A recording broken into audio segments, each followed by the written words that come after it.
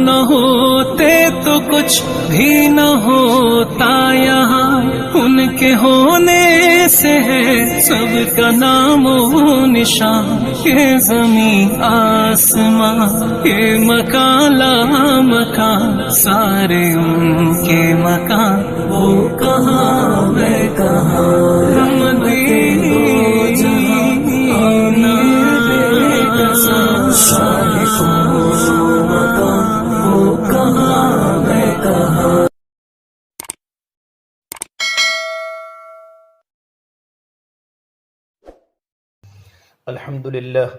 الحمد لله الذي خلق السماوات والأرض وجعل الظلمات والنور ثم الذين كفروا بربهم يعدلون.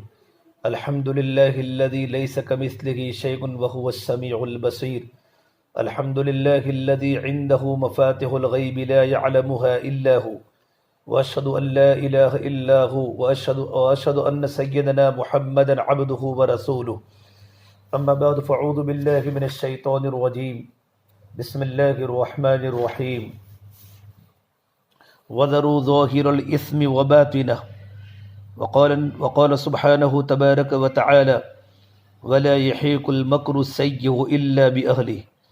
وقال النبي صلى الله تبارك وتعالى عليه وسلم: من خاف الله سبحانه تبارك وتعالى خافه كل شيء، ومن خاف غير الله سبحانه تبارك وتعالى خوفه الله من كل شيء. وقال النبي صلى الله تبارك وتعالى عليه وسلم: من خاف أدلج، ومن أدلج بلغ المنزل. ألا إن سلعة الله الغالية، ألا إن سلعة الله الجنة. میرے محترم پیارے بھائیو، اللہ تعالیٰ نے جو ہمیں زندگی گزارنے کا طریقہ دیا ہے، اس کا نام اللہ تعالیٰ نے اتنا خوبصورت رکھا ہے کہ صرف نام ہی اپنے اندر ایک جاذبیت رکھتا ہے، اسلام۔ ان الدین عند اللہ الاسلام، یہ نام کسی کو نہیں ملا۔ ہم سے پہلوں کو جو اہل ایمان تھے، یہ اسلام اور مسلم نام ان کو بھی نہیں ملا۔ یہ سب سے پہلے ہمیں دیا گیا۔ ان کو کہا گیا یا اہل الکتاب، اے کتاب والو، اہل کتاب کہا گیا۔ یا ایہا الذین ہادوا، اے یہودیوں کی اولاد۔ اللہ نے ہم سے جب خطاب کیا تو کہا یا ایہا الذین آمنوا، اے ایمان والو۔ یہ کتنا ہمارے لیے بڑا شرف ہے کہ جس کے دل میں رتی برابر بھی ایمان ہے، زندگی میں کوئی عمل نہیں کیا، اس کو بھی اللہ تبارک و تعالیٰ کی طرف سے خطاب ملا ہے، یہ اعزاز ملا ہے۔ اللہ تعالیٰ اسے یا ایہا الذین آمنوا سے خطاب کرتے ہیں کہ ایمان والو۔ تو اللہ تبارک و تعالیٰ نے اس طرح جو ہمیں دین دیا، اس کا کتنا خوبصورت نام رکھا، ان الدین عند اللہ الاسلام۔ تمہارے رب کے نزدیک اب ایک ہی دین ہے اور اس کا نام ہے اسلام۔ اسلام سلامتی سے نکلا ہے۔ پھر جو ہمارا عقیدہ ہے اس کا اللہ نے نام دیا ایمان، یا ایہا الذین آمنوا۔ یہ ایمان والو، اندر کے جو احساسات، جذبات، جس کو عام لفظوں میں عقیدہ کہا جاتا ہے، یہ نیا لفظ ہے۔ پہلی صدی میں لفظ نہیں ملتا، پہلی صدی میں ایمان والو ہی لفظ ملتا ہے۔ تو عقیدے کا نام رکھا گیا ایمان، مذہب کا نام رکھا گیا اسلام۔ ایمان امن سے ہے، اسلام سلامتی سے ہے۔ تو میرے بھائیو، اللہ تبارک و تعالیٰ نے ہمیں جو ایمان والا کہا ہے، یہ اللہ تبارک و تعالیٰ کی محبت کا تعلق ہے۔ تو اللہ تبارک و تعالیٰ فرماتے ہیں وَذَرُوا ظَاهِرَ الْإِثْمِ وَبَاطِنَهُ، چھوڑ دو وہ گناہ جو تم ظاہر میں کرتے ہو یا چھپے ہوئے کرتے ہو۔ گناہ کہتے ہیں کوئی بھی کام کتاب و سنت کے خلاف کرنا، اللہ تبارک و تعالیٰ کے حکم مبارک کو توڑنا، اور اللہ کے نبی صلی اللہ تبارک و تعالیٰ علیہ وسلم کی مبارک سنت کو چھوڑنا، اس کو گناہ کہتے ہیں۔ ہمیں اس بات کا حکم دیا جا رہا ہے، گناہ جو ہم ظاہر میں کرتے ہیں یا چھپے ہوئے کرتے ہیں، ہم ان تمام گناہوں کو چھوڑ دے۔ گناہ کی مثال ناسور کی مانند ہے۔ بھائیو، جسم کے کسی حصے کے اندر کینسر ہو تو اس کا علاج یہ ہے کہ اس حصے کو کاٹ دیا جائے۔ اگر نہیں کاٹیں گے تو یہ کینسر بڑھے گا اور انسان کے لیے جسمانی موت کا سبب بن جائے گا۔ گناہ کا بھی ایک ہی حل ہے کہ اسے چھوڑ دیا جائے۔ اگر نہیں چھوڑیں گے تو یہ گناہ کی عادت اور پکی ہوگی اور راسخ ہوتی چلی جائے گی، پھر اتنی غالب آ جائے گی کہ انسان کے لیے روحانی موت کا سبب بن جائے گی۔ میرے بھائیو، گناہ کی ابتدا کچے دھاگے کی طرح کمزور ہوتی ہے کہ کچے دھاگے کو بچہ بھی توڑ دیتا ہے۔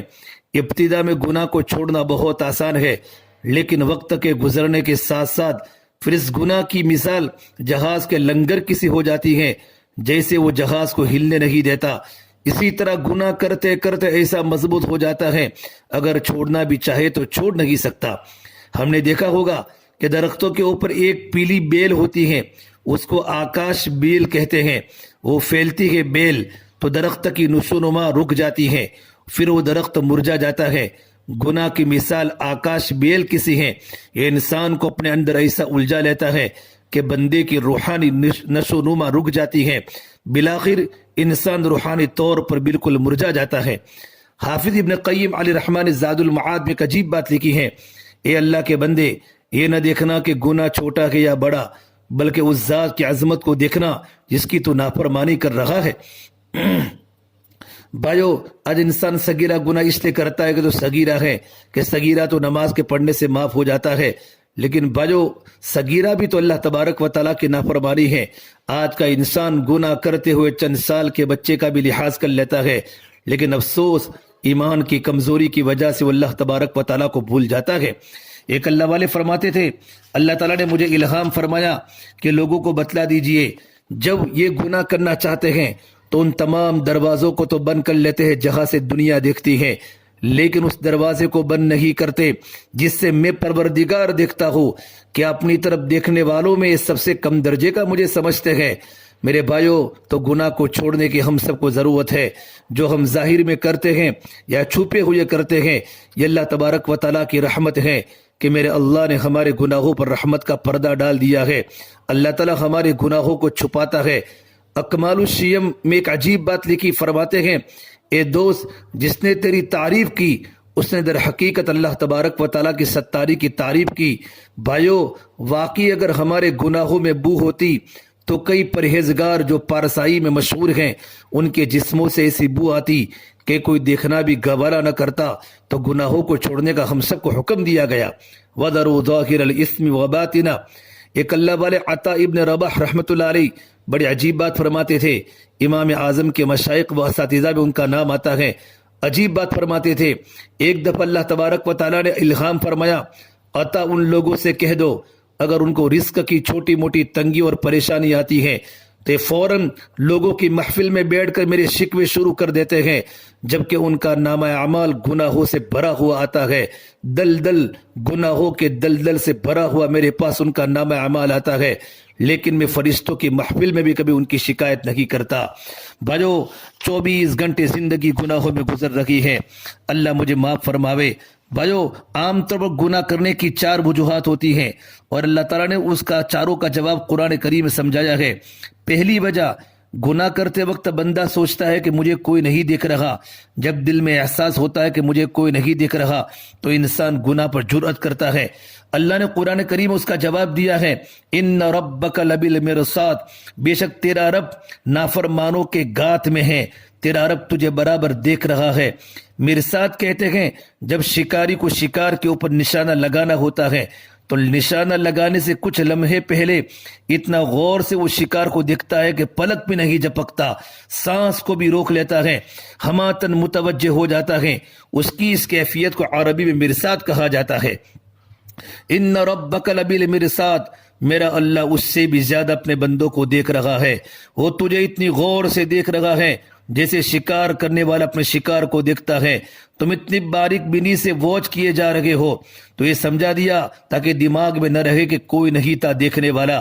الم یعلم بان اللہ یرا، بندہ تجھے پتا نہیں میں تجھے برابر دیکھ رہا ہوں۔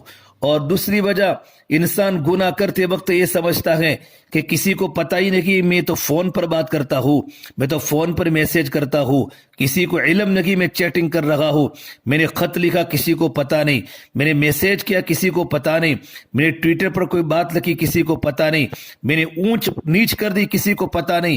تو جب دل میں احساس ہوتا ہے کہ کسی کو پتہ کہ نہیں میں کیا کر رہا ہوں تو یہ گناہ کا دروازہ کھول دیتا ہے۔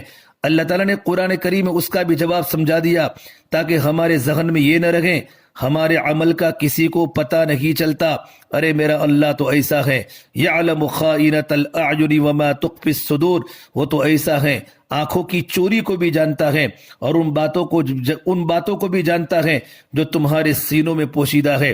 یعلم السر و اخفا، زور سے بولو تو بھی جانتا ہے، آہستہ بولو تو بھی جانتا ہے. یعلم السر، تمہارے دل میں جو ارادہ آ چکا ہے اس کو بھی جانتا ہے. وَأَخْفَى، ابھی تمہارے دل میں ارادہ آیا نہیں ہے اور ارادہ آنے والا ہے. اللہ تبارک و تعالیٰ تیرے دل کے اس آنے والے ارادے کو بھی جانتا ہے. اے میرے اللہ کی قدرت ہے. اب بھائیو ہم کیسے سوچ سکتے ہیں کہ کسی کو پتہ ہی نہیں؟ معلوم ہو اللہ تبارک و تعالیٰ کو سب کچھ معلوم ہے جو ہم کرتے ہیں یا کرنے کا ارادہ کرتے ہیں.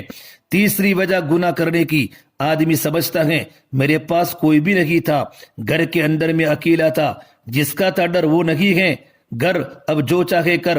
تو یہ احساس دل میں ہوتا ہے کوئی میرے پاس نہیں ہے، یہ بھی گناہ کے دروازے کو کھول دیتا ہے. تو اللہ نے اس کا بھی جواب سمجھایا، تم جہاں 3 ہوتے ہو اللہ چوتھا ہوتا ہے، 4 ہوتے ہو تو وہاں اللہ 5واں ہوتا ہے. وَهُوَ مَعَكُمْ أَيْنَمَا كُنْتُمْ، وہ تمہارے ساتھ رہتا ہے چاہے تم لوگ کہیں بھی ہو. انسان کہیں بھی ہوتا ہے، اللہ تبارک و تعالیٰ ساتھ میں ہوتے ہیں، اللہ تبارک و تعالیٰ ساتھ میں ہوتے ہیں. چوتھی وجہ، بندہ جب یہ سمجھتا ہے کوئی میرا کچھ نہیں بگاڑ سکتا، باپ تو فوت ہو گیا، بچہ جوان ہو کر ماں سے ڈرتا نہیں ہے، اب وہ برے کام کرتا ہے اور نڈر رہتا ہے، دوسروں کو کہتا ہے تم میرا کیا بگاڑ لیں گے، کوئی میرا کیا بگاڑ سکتا ہے. بھائیو فتح واڑی میں جا کر دیکھ کر آؤ، کینال کے بازو میں جا کر دیکھ کے آؤ، گناہوں کے ہڈے کھل چکے ہیں، گناہوں کے ہڈے کھل چکے ہیں.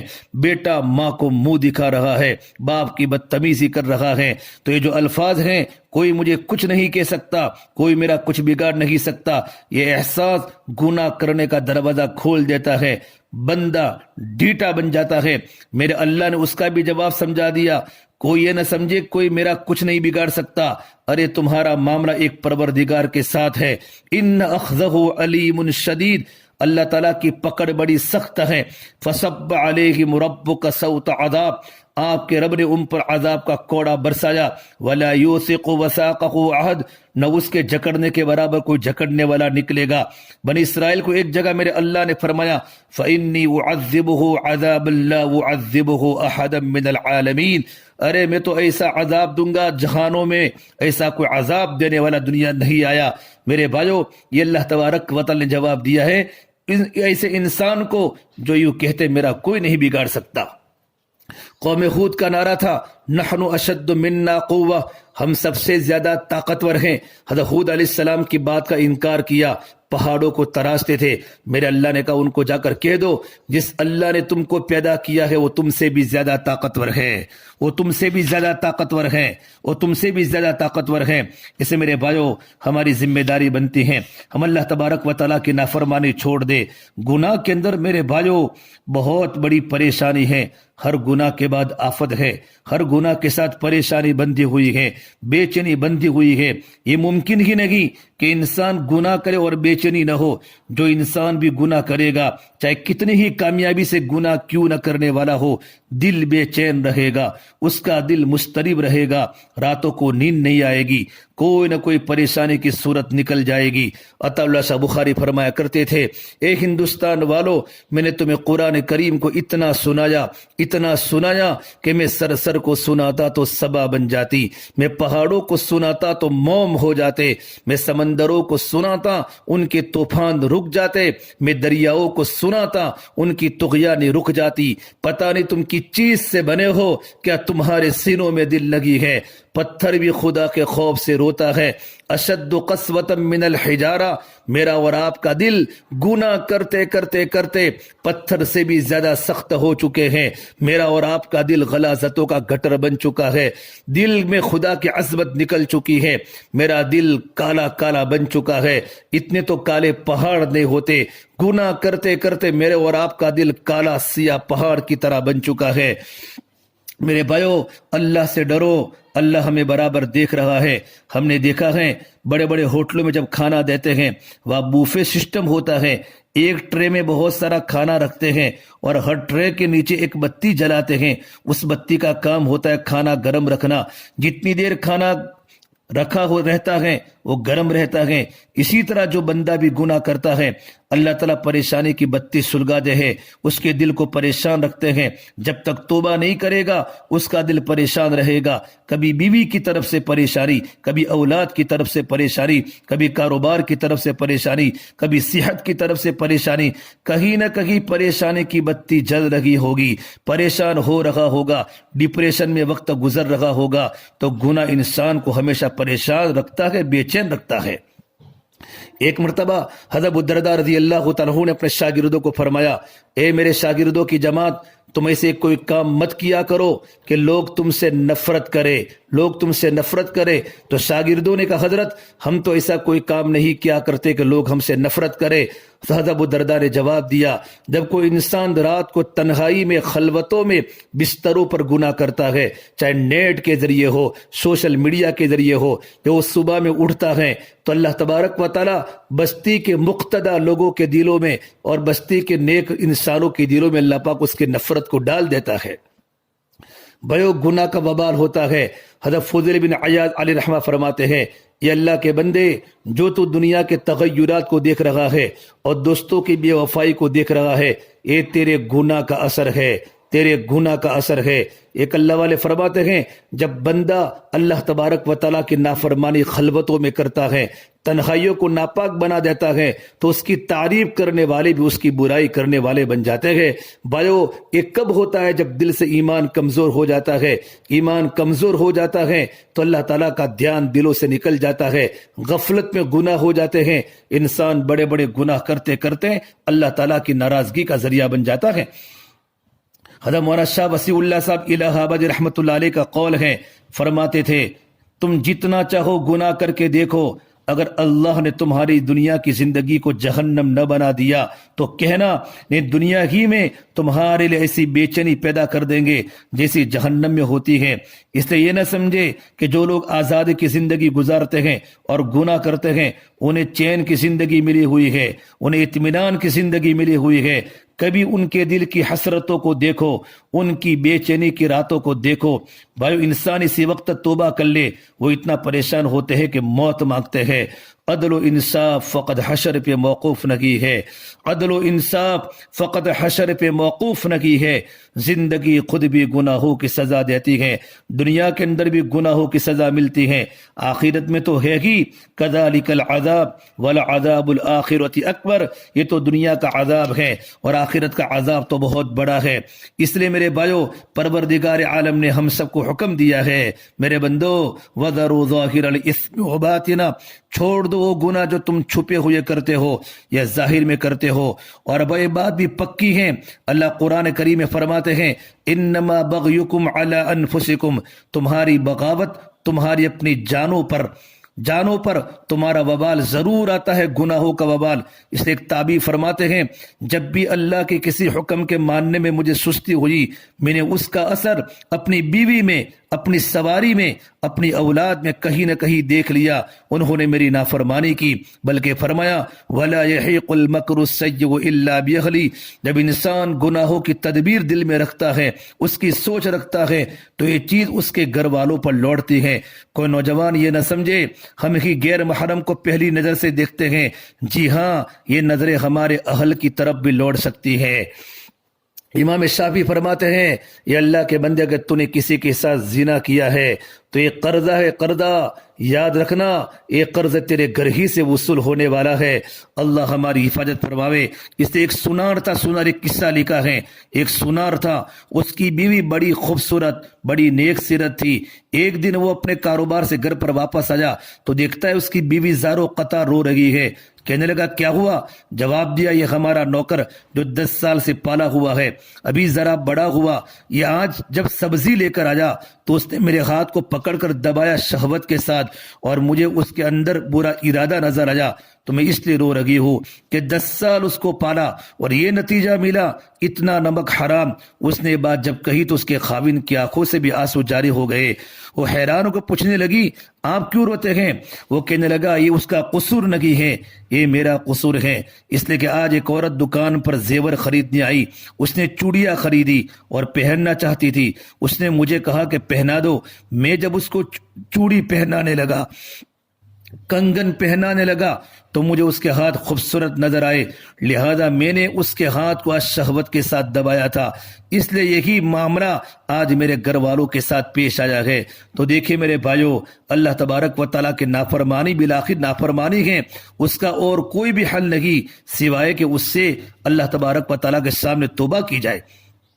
میرے دوستو، اگر کسی نے گناہوں کی وجہ سے اللہ سے جنگ شروع کی، پھر اللہ تعالیٰ اس کو ایسا کرتے ہیں کہ دنیا میں کسی آدمی کو چہرہ دکھانے کی بھی قابل نہیں رکھتے۔ وَمَن يُهِنِ اللَّهُ فَمَا لَهُ مِن مُكْرِمٍ، میرا اللہ جس کو ذلیل کرنے پر آتے ہیں، دنیا کی کوئی طاقت اس کو عزت دے نہیں سکتی۔ پگڑیاں اچھل جاتی ہیں، سروں سے دو پٹے اتر جاتے ہیں، انسان گھر میں بیٹھے بٹھائے ذلیل ہو جاتا ہے۔ بھائیو، گناہوں کو چھوڑ دینا اور عزم بالجزم کر لینا، اسی کا نام توبہ ہے۔ اللہ نے بھی توبہ کا دروازہ ہر وقت کھلا رکھا، باقی کھلتے اور بند ہوتے ہیں، لیکن توبہ کا دروازہ ایسا ہے ہمیشہ کھلا رہتا ہے۔ اس لیے اس پروردگار کو اونگ بھی نہیں آتی، لا تأخذہ سنۃ ولا نوم، نیند بھی نہیں آتی۔ ایسا نہ ہو کوئی توبہ کرنے والا توبہ کرے اور کہے اجی صاحب آرام فرما رہے ہیں، وہاں اس کا تصور بھی نہیں۔ ہر گنہگار کی توبہ قبول کرنے کے لیے پروردگار ہر وقت جاتا ہے۔ اور بھائیو، توبہ کرنے والا تو اللہ تبارک و تعالیٰ کا حبیب ہے، اللہ تبارک و تعالیٰ کا حبیب ہے۔ التائب حبیب اللہ، گناہوں سے توبہ کرنے والا جو ہوتا ہے وہ اللہ تبارک و تعالیٰ کا حبیب ہوتا ہے، میرا اللہ تبارک و تعالیٰ اس کو معاف کرتے ہیں۔ جب گنہگار بندہ اس احساس کے ساتھ رب کے دروازے پر آتا ہے اور کہتا ہے الہی عبدک العاصی اتاک، اے اللہ تیرا گنہگار بندہ تیرے در پر حاضر ہے، مقرن بالذنوب وقد دعاک، اے اللہ گناہوں کا اقرار کرتا ہوں اور آپ سے فریاد کرتا ہوں، فإن تغفر فأنت لذلك اہل، اللہ اگر معاف فرما دے تو یہ بات آپ کو سجتی ہے، فإن تترد فمن يرحم سواک، لیکن اللہ اگر آپ ہی دھتکار دے تو کون ہے ہم پر رحم کرنے والا، کون ہے سینے سے لگانے والا۔ تو جب انسان اس طرح اپنے گناہوں سے سچی توبہ کرتا ہے، پھر پروردگار عالم اپنے رحمتوں کے دروازے کھول دیتے ہیں۔ ایسے میرے بھائیو، گناہوں سے بچنا بہت ضروری ہے۔ مفتی محمد تقی عثمانی صاحب نے ایک جگہ پر لکھا ہے، ایک آدمی نے حضرت عبداللہ بن عباس رضی اللہ تعالیٰ عنہم سے پوچھا، بتائے ایک آدمی عمل تو کم کرتا ہے، نفلی عبادات نفلی نماز بہت زیادہ نہیں پڑھتا، زیادہ تر فرائض اور واجبات پر اکتفا کرتا ہے، نفلی عبادات ذکر و اذکار وظائف تسبیحات زیادہ نہیں کرتا، لیکن اس کے گناہ بہت کم ہے۔ ایسا آدمی آپ کو زیادہ پسند ہوگا یا آپ کو وہ آدمی زیادہ پسند ہے جس کی نفلی عبادتیں بھی زیادہ ہو اور گناہ بھی زیادہ ہو، تہجد کی نماز بھی پڑھتا ہے، اشراق بھی پڑھتا ہے، اوابین بھی پڑھتا ہے، تلاوت بھی خوب کرتا ہے، وظائف اور تسبیحات بھی خوب کرتا ہے، لیکن ساتھ میں گناہ بھی بہت کرتا ہے؟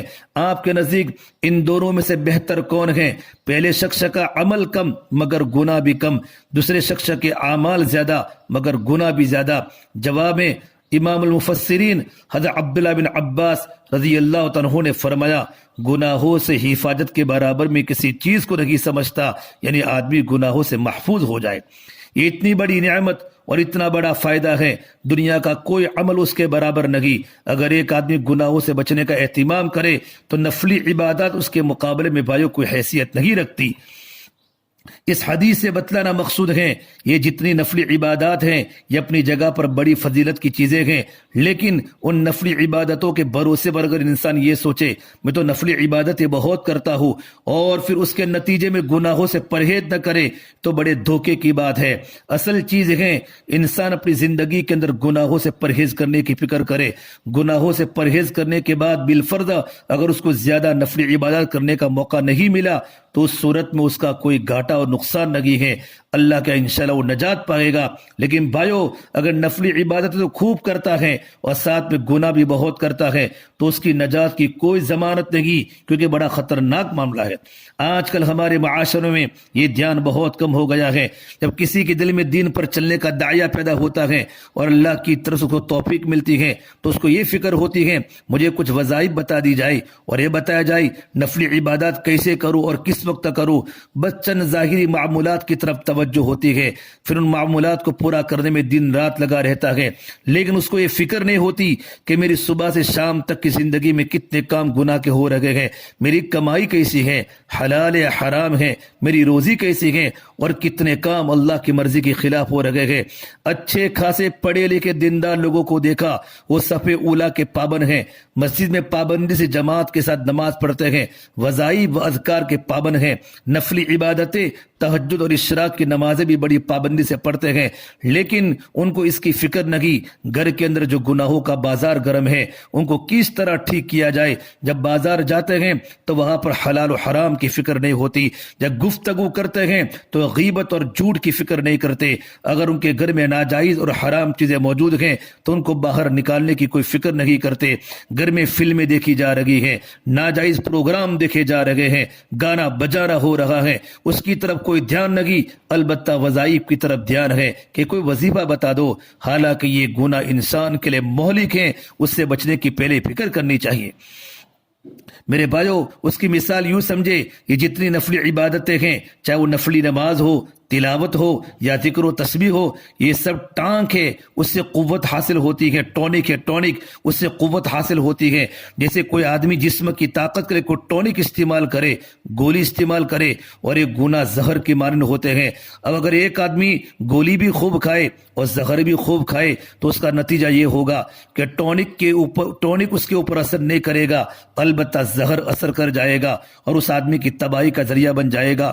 اور ایک آدمی وہ ہیں جو کوئی ٹونک، معجون اور طاقت کی دوا تو استعمال نہیں کرتا، صرف دال روٹی پر اکتفا کرتا ہے، لیکن جو چیزیں صحت کے لیے مضر ہیں ان سے پرہیز کرتا ہے تو یہ آدمی صحت مند رہے گا، باوجود کہ یہ معجون نہیں کھاتا، طاقت کی دوا نہیں کھاتا۔ پہلا آدمی طاقت کی دوا بھی کھاتا ہے، ساتھ میں صحت کی مضر چیزوں سے پرہیز نہیں کرتا، یہ لازماً بیمار پڑ جائے گا اور ایک دن ہلاک ہو جائے گا۔ یہی مثال نفلی عبادت اور گناہوں کی ہے، لہذا یہ فکر ہونی چاہیے ہماری صبح سے لے کر شام تک کی زندگی سے گناہ نکل جائے، میرے بھائی منکرات نکل جاوے، معصیت نکل جاوے، تب جا کر ہماری نفلی عبادت اللہ تعالیٰ کی بارگاہ میں قبول نہیں ہوگی۔ اللہ کے نبی صلی اللہ تبارک و تعالی علیہ وسلم نے فرمایا، بندہ اس وقت تک اہل تقوی کا درجہ حاصل نہیں کر سکتا جب تک کہ اس کام کو جس میں برائی ہو نہ چھوڑ دے، اس کام سے ڈرے جس میں برائی ہو۔ ابو سعید خدری سے مروی ہے، ایک آدمی نے اللہ کے نبی صلی اللہ تبارک و تعالی علیہ وسلم سے پوچھا، اے اللہ کے نبی مجھے کچھ ہدایت فرما دیجئے، تو میرے نبی نے فرمایا، تقوی اختیار کر، یہ تمام بلائیوں کا مجموعہ ہے، جہاد کے پابند رہو، یہ اسلام کی جائز رہبانیت ہے، خدا کی یاد پابندی سے کرو، یہ تمہارے روشنی ہے۔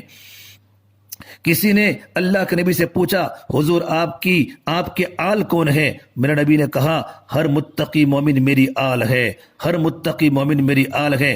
ایک مجلس میں میرے نبی نے فرمایا، عقل مند وہ ہیں جو متقی، گناہوں سے بچنے والا ہو، اگرچہ دنیاوی لحاظ سے کم درجے کا ہی کیوں نہ ہو۔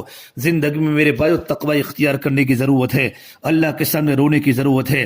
ایک حدیث میں ہے، ایک صحابی نے پوچھا، اللہ کے نبی خود نصیحت کر دیجئے، تو میرے نبی نے فرمایا، تقوی کو لازم پکڑو، یہ تمام نیکیوں کی جڑ ہے۔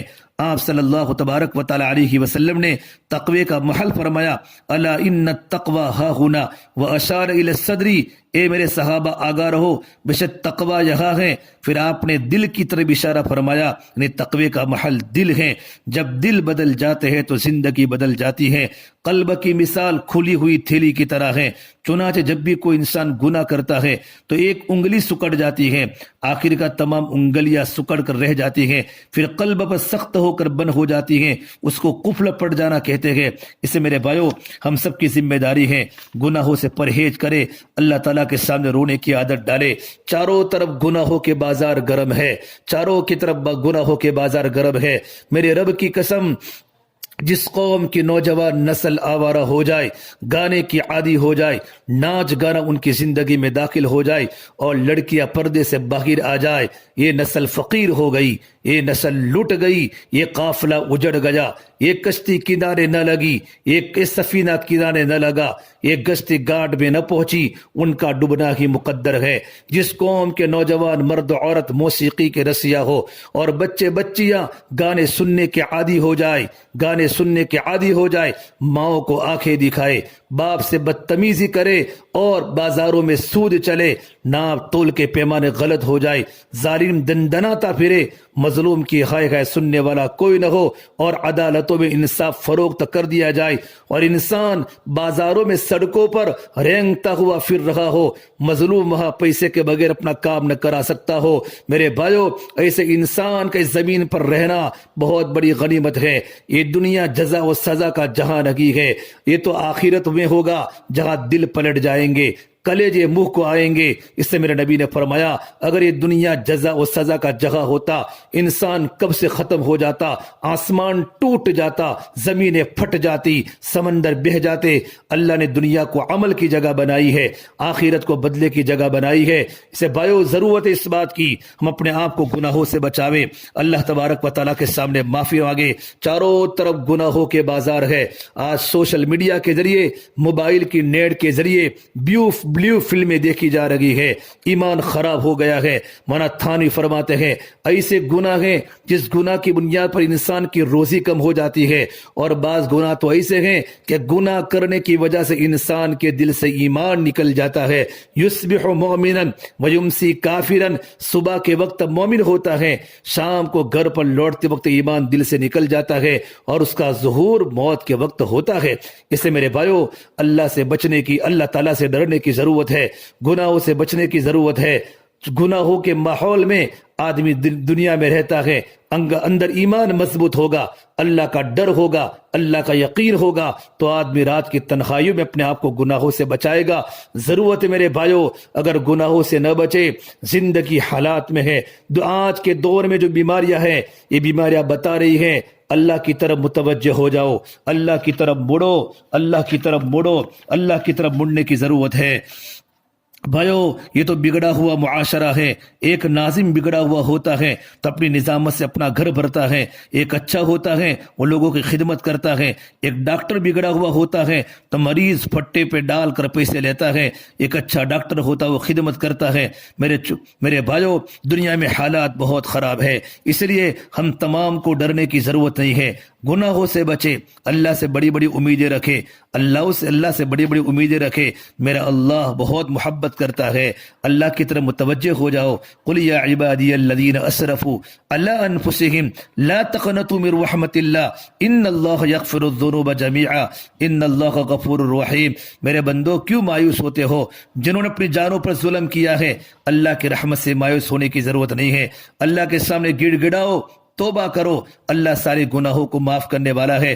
میرا اللہ تو فرماتے یا ابن آدم لو بلغت ذنوبک عنان السماء، اگر تو اتنے گناہ کر لے کہ آسمان کے کنارے تک تیری گناہوں سے پوری دنیا بھر جائے، پھر تو ایک بار کہے اے اللہ میری توبہ، استغفرتنی، تو مجھ سے گناہوں کی معافی مانگے، غفرت لک ولا ابالی، میں تیرے سارے گناہوں کو معاف کر دوں گا اور اس کی مجھے کوئی پرواہ نہیں۔ اللہ نے توبہ میں نہ حدود رکھا ہے، نہ عمر کی قید ہے، نہ عدد کی قید ہے کہ 60 سال کی عمر ہو چکی تو اب توبہ نہیں، نہ اتنے ہزار گناہ کیے اب توبہ نہیں، نہ عدد کی قید ہے نہ عمر کی قید ہے۔ میرا اللہ تو گناہوں کو معاف کرنے والا ہے، اور حدیث پاک میں ہے التائب من الذنب کمن لا ذنب لہ، گناہوں سے توبہ کرنے والا ایسا ہے جس نے آج تک گناہ ہی نہ کیو۔ اسے بھائیو آج ارادہ کر کے جاؤ، اتنا بڑا مجمع، پوری مسجد کھچا کچ بھری ہوئی ہے، جمعہ کی نماز میں، باقی نمازوں میں لوگ کہاں جاتے ہیں، فجر میں کہاں جاتے ہیں، ظہر میں کہاں جاتے ہیں، عصر میں کہاں جاتے ہیں، کہ ہم صرف جمعہ کے دن اللہ کا کھانا کھاتے ہیں، اللہ کا پانی پیتے ہیں، اللہ کا کپڑا پہنتے ہیں۔ وہ اللہ جس نے ہم کو سب کچھ دیا ہے میرے بھائیو، ہم اللہ کو بھول چکے ہیں۔ اگر توبہ کر لیں گے، اللہ کو راضی کر لیں گے، اللہ پاک ہمارے حالات کو اچھے کر دے گا۔ اللہ راضی ہو گیا، ہمارے کام بن جائیں گے۔ کامیاب وہ ہے جنہوں نے اللہ کو راضی کیا، کامیاب وہ ہے جس نے اللہ کو پا لیا۔ اللہ ملا تو سب کچھ ملا، اللہ نہ ملا تو کچھ بھی نہ ملا۔ اسے بھائیو ارادہ کرو انشاءاللہ اللہ مجھے اور آپ کو پوری امت مسلمہ کو عمل کرنے کی توفیق عطا فرماوے۔ وآخر دعوانا الحمدللہ رب العالمین۔ الحمدللہ الذی یرجى من رحمته وثوابه ويخاف من قهره وعقابه۔ اشهد ان لا اله الا الله وحده لا شريك له القاهر فوق عباده وأشهد أن سيدنا ومولانا محمدا عبده ورسوله النذير والبشير بألطافه صلى الله عليه وعلى آله وأصحابه. أما بعد فيا أحبابي الكرام، اعلموا أن من آداب المعاشرة الإسلامية إصلاح الجنان باعتدال الخوف والرجاء في الرحمن. وقال النبي صلى الله تبارك وتعالى عليه وسلم: الإيمان بين الرجاء والخوف. وقال سبحانه تبارك وتعالى: يا ابن آدم قلبك لي فلا تدخل فيه حب غيري، ولسانك لي فلا تذكر به أحدا غيري، وبدنك لي فلا تشغله بخدمة غيري، وإذا أردت شيئا فلا تطلبه إلا مني. يا ابن آدم لو بلغت ذنوبك عنان السماء ثم استغفرتني غفرت لك ولا أبالي. وعن ابن عباس رضي الله تعالى عنهما دخل علينا رسول الله صلى الله عليه وسلم فقال: أمؤمنون أنتم؟ فسكتوا. فقال عمر رضي الله تعالى عنه: نعم يا رسول الله. قال: وما علامة إيمانكم يا عمر؟ قالوا: نشكر على الرخاء ونصبر على البلاء ونرضى بالقضاء. فقال: أمؤمنون أنتم ورب الكعبة. يا عباد الله، لما نزل هذه الآية: يا أيها الذين آمنوا قوا أنفسكم وأهليكم نارا وقودها الناس والحجارة عليها ملائكة غلاظ شداد لا يعصون الله ما أمرهم ويفعلون ما يؤمرون، فسر حبيبنا النبي صلى الله تبارك وتعالى عليه وسلم هذه الآية: أوقد عليها 1000 عام حتى احمرت، و1000 عام حتى ابيضت، و1000 عام حتى اسودت، فهي سوداء مظلمة لا يطفأ لهيبها. وبين يد رسول الله صلى الله تبارك وتعالى عليه وسلم فهتف بالبكاء، فنزل جبريل عليه السلام: من هذا الباكي بين يديك يا رسول الله؟ قال النبي صلى الله تبارك وتعالى عليه وسلم: رجل من الحبشة أفريقية واثنى عليه معروفا. قال جبريل: فإن الله سبحانه تبارك وتعالى وعزتي وجلالي وارتفاعي فوق عرشي لا تبكي عين عبد في الدنيا من مخافتي إلا أكثرت ضحكها في الجنة. هكذا لما نزلت هذه الآية: يا أيها الذين آمنوا قوا أنفسكم، أسمع النبي صلى الله تبارك وتعالى عليه وسلم هذه الآية أمام أصحابه وفيهم شيخ كبير، وقال: يا رسول الله، حجارة جهنم كحجارة الدنيا. قال النبي صلى الله عليه وسلم: لصخرة من صخر جهنم أعظم من جبال الدنيا كلها. فوقع الشيخ مغشيا عليه، فوضع النبي صلى الله عليه وسلم يده على فؤاده فإذا هو حي يتحرك، فقالها: يا شيخ قل لا إله إلا الله. فقالها بشره في الجنة. فقال أصحاب النبي صلى الله تبارك وتعالى عليه وسلم: أو من بيتنا يا رسول الله؟ قال الله سبحانه تبارك وتعالى: ذلك لمن خاف مقامي وخاف وعيد. يا عباد الله، هكذا لما نزل هذه الآية: أفمن هذا الحديث تعجبون وتضحكون ولا تبكون وأنتم سامدون، بكى أصحاب الصفة رضي الله تعالى عنهم حتى جرت دموعهم على خدودهم. فلما سمع النبي صلى الله عليه وسلم حسهم فبكى معهم، فبكينا ببكائه. فقال النبي صلى الله تبارك وتعالى عليه وسلم: لا يلج النار من بكى من خشية الله. وقال سبحانه تبارك وتعالى: إن الذين اتقوا إذا مسهم طائف من الشيطان تذكروا فإذا هم مبصرون. وقال سبحانه تبارك وتعالى: ولمن خاف مقام ربه جنتان فبأي آلاء ربكما تكذبان. بارك الله لنا ولكم في القرآن العظيم، ونفعنا وإياكم بالآيات والذكر الحكيم، إنه تعالى جواد ملك بر رؤوف رحيم.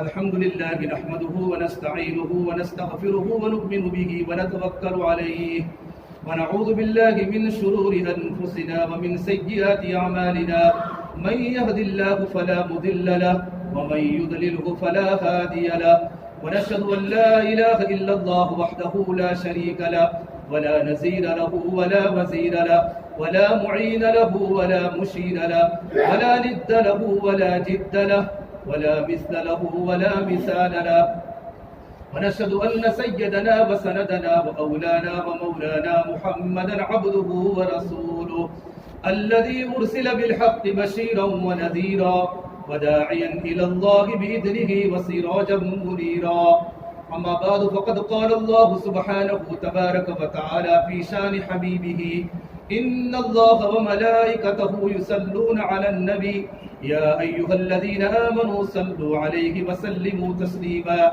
اللهم صل وسلم وبارك على سيدنا محمد وعلى آله وأصحابه وأزواجه وأتباعه قال النبي صلى الله تبارك وتعالى عليه وسلم أرحم أمتي بأمتي أبو بكر رضي الله تعالى عنه وأشدهم في أمر الله عمر رضي الله تعالى عنه وأصدقهم حياء عثمان رضي الله تعالى عنه وقضاهم علي رضي الله تعالى عنه وفاطمة سيدة نساء أهل الجنة رضي الله تعالى عنها والحسن والحسين سيدا شباب أهل الجنة رضي الله تعالى عنهما وحمزة أسد الله وأسد رسوله رضي الله تعالى عنه اللهم اغفر للعباس وولده مغفرة ظاهرة وباطنة لا تغادر ذنبا الله في أصحابي